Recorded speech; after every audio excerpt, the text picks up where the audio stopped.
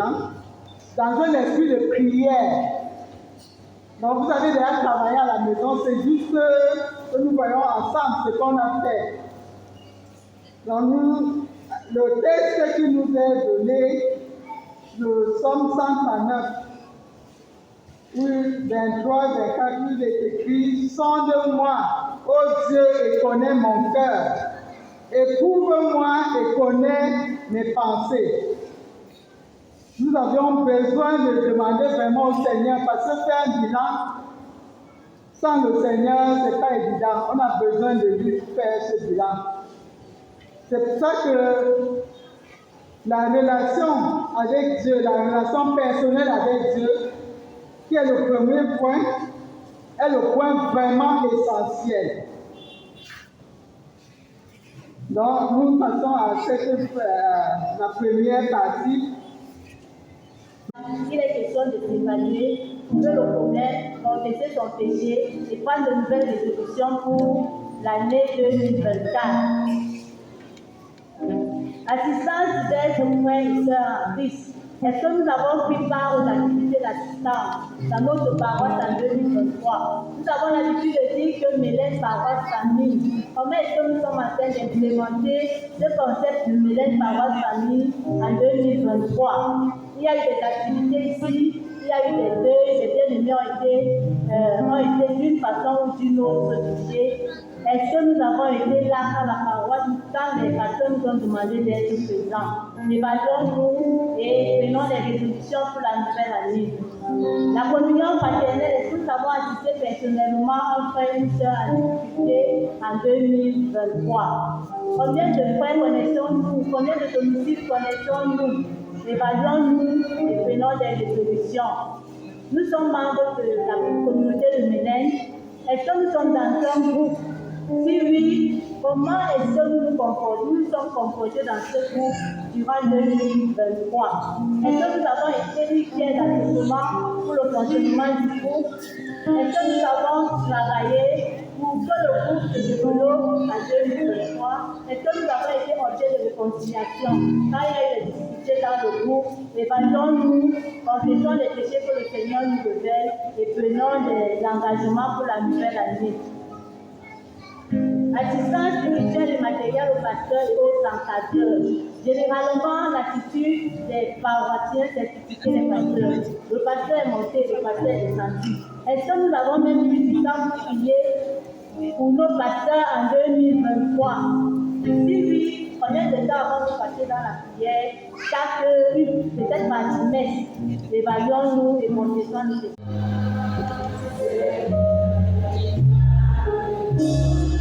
Le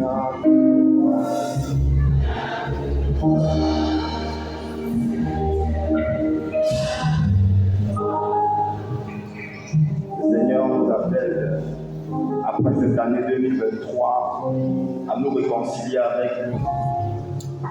Comment être réconcilié avec le Seigneur? Si l'on parle de réconciliation, cela signifie qu'il y a d'abord eu une séparation. Comment relier, comment rétablir la connexion et la communion avec le Seigneur. Bien-aimés, tout le monde n'est pas enfant de Dieu. Il faut faire la différence entre être chrétien et être né de Dieu. La religion ne sauve pas. La réconciliation dont il s'agit nous amène à nous poser la question de quelle est ma véritable identité en Christ. Jésus, dans un échange avec Nicodème, que vous retrouvez dans l'évangile de Jean 3, pose véritablement le problème de la réconciliation. Un homme de Dieu, un docteur de la loi, lui demande comment faire pour se réconcilier avec Dieu.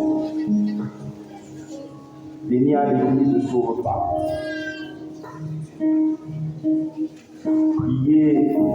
s'habiller de manière chrétienne ne sauve pas. Alors Jésus lui dit qu'il faut être né d'eau et d'esprit. Et l'évangile de Jean nous apprend qu'il suffit de le recevoir et de croire en Jésus-Christ comme notre sauveur. Et sa vie est gratuite. La parole de Dieu nous enseigne que quel que soit le péché que tu as commis, ton amour est tellement profond. L'amour de Christ est tellement profond. Tu as peut-être avorté, tu as peut-être établi des alliances au village avec les ancêtres. Tu as peut-être volé. Quelle que soit la noirceur de ton péché ce soir, avant d'entrer en 2024, le Seigneur Jésus te demande quelle est ton identité. Il veut rétablir le pont avec toi, à travers Jésus. La foi est disponible, la grâce est disponible. Ce soir, il suffit de répondre dans ton cœur. Le Seigneur entend ta voix.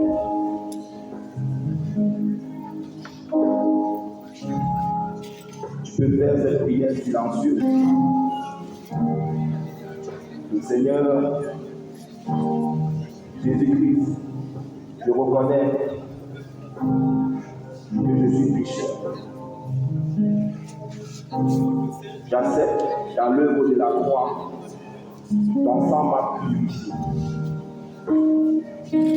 Désormais, je suis sauvé. Bien-aimé, si cette prière a été faite dans ton cœur, sache que désormais tu es un enfant de Dieu. Tu es donc réconcilié avec le Seigneur Jésus. Tu es réconcilié avec ton Dieu créateur. La question c'est comment faire pour désormais marcher avec lui. Et là, je m'adresse à tous ceux qui l'ont déjà connu, mais qui ont une vie en dents de scie.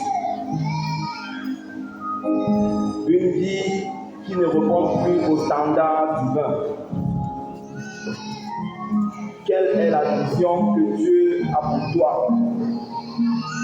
Il a dit à Jérémie avant que tu ne sois conçu, avant que tu ne sois né dans les entrailles de ta mère, tu avais établi pour toi. Chacun d'entre nous a une destinée. Est-ce que, en tant qu'enfant de Dieu, je marche selon les plans que Dieu a établis pour moi? Si je manque cet objectif, j'aurais été distrait. Le Seigneur nous appelle aujourd'hui, avant 2024, de nous réconcilier avec la vision qu'il a pour nous. Ne cherchons pas à imiter les autres.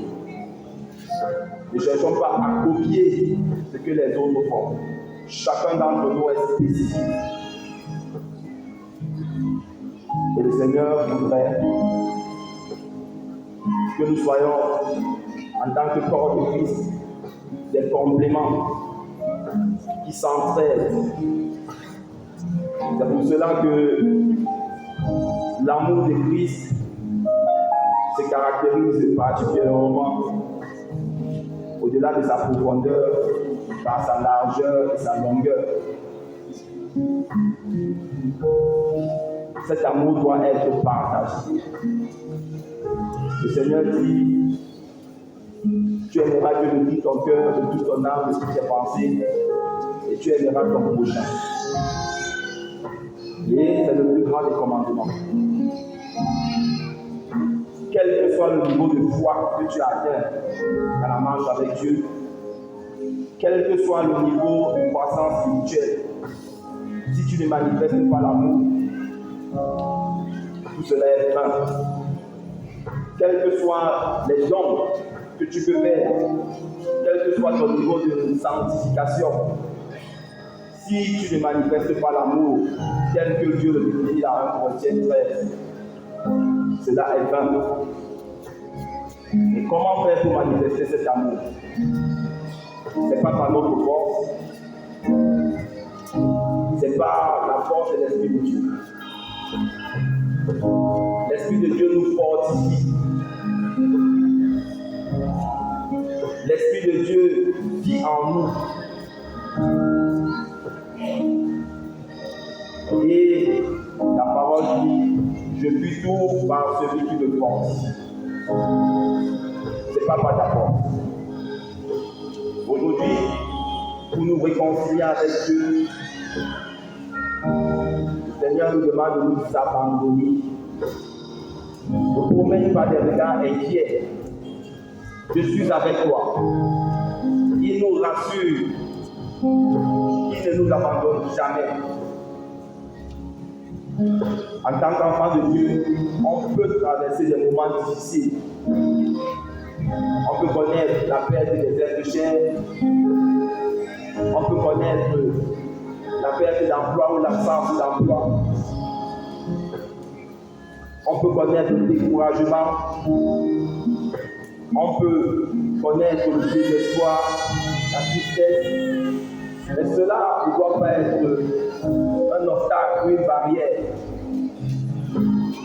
Le Seigneur est toujours avec nous. Quand bien même nous marchons dans la vallée de l'ombre de la mort, il est bon qu'avant 2024, nous soyons conscients que toutes les œuvres de l'ennemi ne peuvent prospérer que si nous ne sommes pas conscients de ce que nous avons comme arme. Dieu est fidèle. Et tout est accompli. Alors je vois des prophètes, je vois des médecins, je vois des avocats, je vois des pasteurs, je vois des choristes, quel que soit le domaine dans lequel Dieu t'a choisi.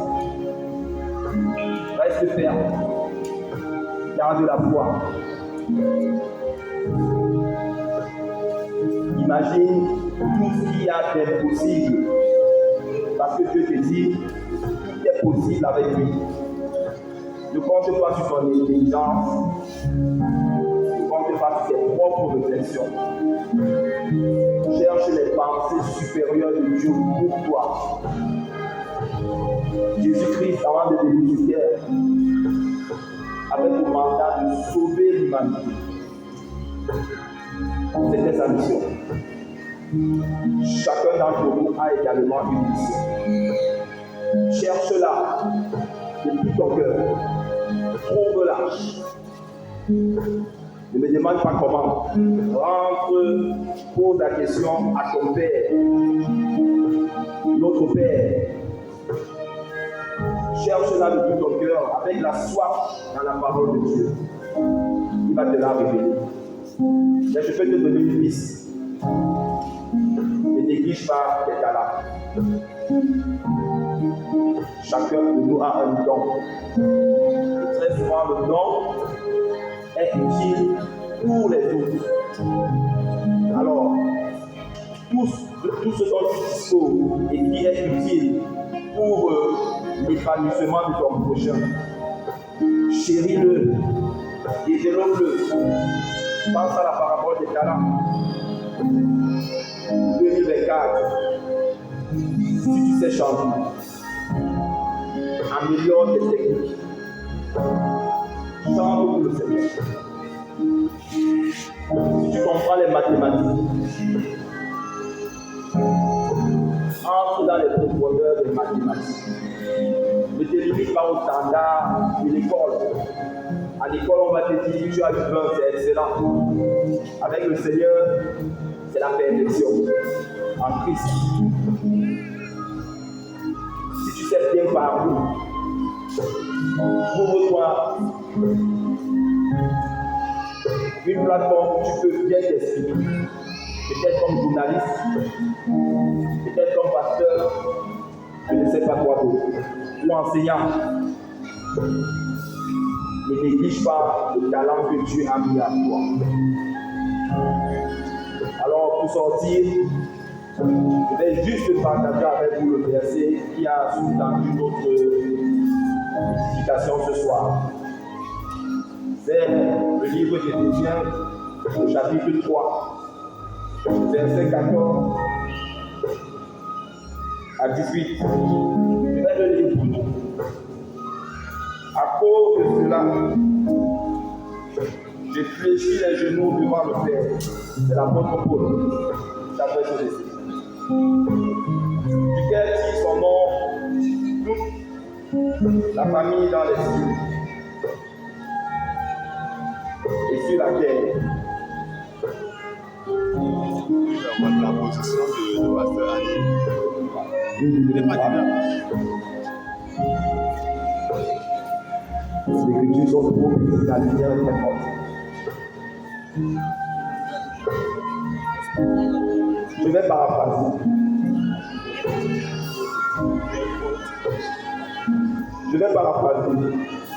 L'apôtre Paul, dans ce texte, nous révèle deux choses.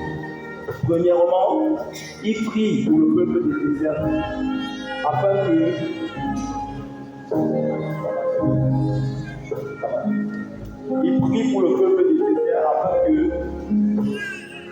l'Esprit de Christ les force et demeure dans leur cœur par la foi. Il prie également pour le peuple d'Éphésiens afin que la révélation de l'amour de Christ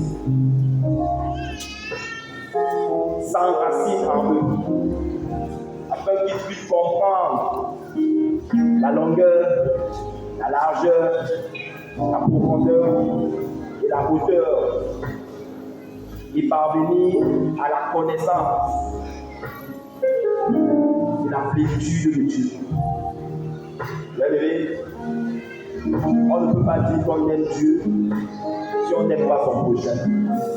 Aimez ce que vous voyez auprès de vous à travers le pardon et à travers la bénédiction. Apprenez à dire bien à votre prochain, valorisez tous ceux qui sont auprès de vous.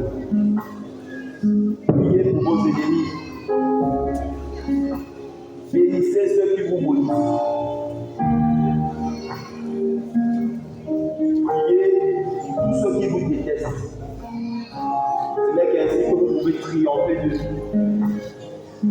Pour cette année 2024, pour nous, enfants de Dieu, la clé de la réconciliation au standard divin, c'est l'amour de Christ. Il ne peut être manifesté qu'à travers ou par le Saint-Esprit. Aucun être humain ne peut lui parvenir. Et ce n'est qu'ainsi qu'on pourra conclure en disant j'aime le Père.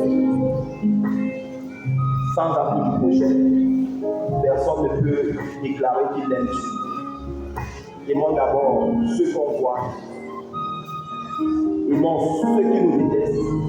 Et ainsi nous pouvons dire que nous aimons également Dieu.